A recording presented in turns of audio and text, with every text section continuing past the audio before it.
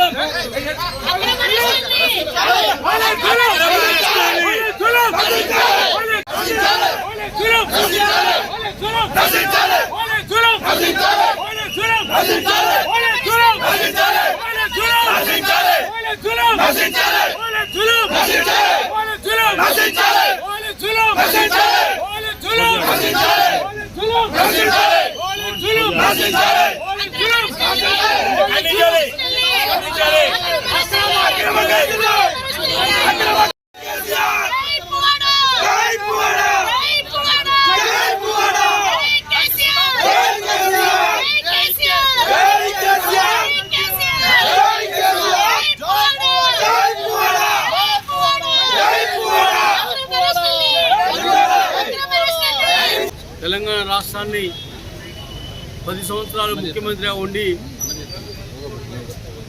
అనేక ప్రజా సంక్షేమ కార్యక్రమాలతో ముందుకు వెళ్ళిన మన గౌరవనీయులు మాజీ ముఖ్యమంత్రి వర్యులు కేసీఆర్ గారిని ఫోన్ ట్యాపింగ్ పేరుతో సిట్టు విచారణ సందర్భంగా ఈరోజు రాష్ట్ర వ్యాప్తంగా బీఆర్ఎస్ పార్టీ పిలుపు మేరకు ఈరోజు బైక్ ర్యాలీలు ధర్నాలు చేయడం జరిగింది.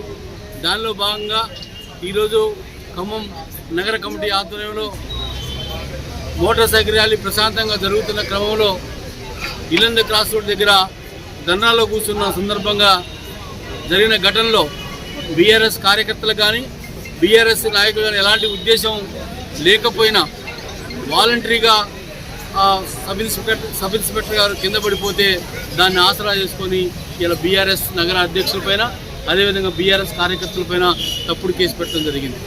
అదేవిధంగా ఇంకా సెక్షన్ ఏంటి ఇంకా పూర్తిగా బయటికి రాలేదు, రిమాండ్ చేసేటప్పుడు మాత్రమే మనకి చూపిస్తా అన్నారు.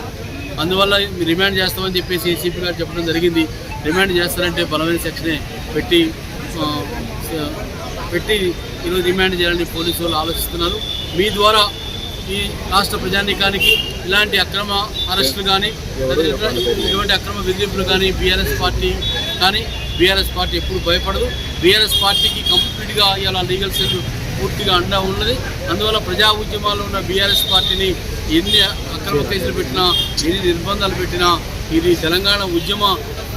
తెలంగాణ రాష్ట్ర సాధించుకున్న పార్టీ ఉద్యమం ద్వారా పెరిగిన పార్టీ కాబట్టి ఇలాంటి బీఆర్ఎస్ కార్యకర్తలు ఎవరు భయపడరని మీ ద్వారా తెలంగాణ రాష్ట్ర ప్రజానీకానికి అదేవిధంగా మంత్రివర్గ మన కాంగ్రెస్ ప్రభుత్వానికి కూడా మేము తెలియజేస్తాం. ఈరోజు ఖమ్మం జిల్లా నడిబొడ్డున హెడ్ క్వార్టర్లో మా గౌరవ తొలి ముఖ్యమంత్రి తెలంగాణ సాధకుడు గౌరవ కేసీఆర్ గారిని ఈరోజు చేసినటువంటి ఇష్యూస్ మీద మేము అందరం కూడా శాంతియుతంగా ఈరోజు విత్ పర్మిషన్స్ కూడా ఈరోజు ఒక ధర్నా కార్యక్రమం చేస్తూ ఉంటాయి.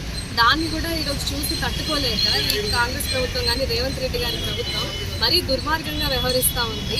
ఈరోజు శాంతియుతంగా చేసుకుంటున్నటువంటి దాంట్లో అరాచకాన్ని వాళ్లే సృష్టించి వాళ్లే మా యొక్క ఈ టౌన్ ప్రెసిడెంట్ అయినటువంటి పగడాల నాగరాజు గారిని అదేవిధంగా మా హార్డ్కోర్ వర్కర్స్ అయినటువంటి ఉపేందర్ గారు వెంకట్ గారు ఇట్లా ఇంకెద్దరు ముగ్గురు మీద అందరి మీద ఈరోజు కేసెస్ పెట్టేసి రిమాండ్కి తరలిస్తూ ఉన్నారు. ఇదేం ప్రభుత్వం మాకు అర్థం కావట్లేదు. మీరు ప్రజా ప్రభుత్వం అని అన్నారు, మరి ప్రజలకు శాంతియుతంగా నిరసన తెలిపే అవకాశం ఇవ్వరా ఈ ప్రభుత్వంలో? ఇది కేవలం పాలనలో ఫెయిల్యూర్ అయ్యి ఈరోజు డైవర్షన్ పాలిటిక్స్ ప్లే చేసుకుంటూ ఈరోజు దాన్ని మేము ప్రజల్లో ఉన్నటువంటి అంశాన్ని లేవనెత్తుతూ ఉంటే ఆ అంశాలన్నీ పక్కదారి పట్టించే విధంగా ఈరోజు ఇక్కడ ఉన్నటువంటి ప్రభుత్వాలు వ్యవహరిస్తూ ఉన్నాయి. ఇక్కడ మేము ఒకటే చెప్తా ఉన్నాం కాంగ్రెస్ ప్రభుత్వానికి, ఈ అరాచక ప్రభుత్వం ఏదైతే పాలన చేస్తూ ఉందో దీన్ని ఖచ్చితంగా ఈరోజు ప్రజలందరూ కూడా దీన్ని వ్యతిరేకిస్తూ ఉన్నారు. వాళ్ళ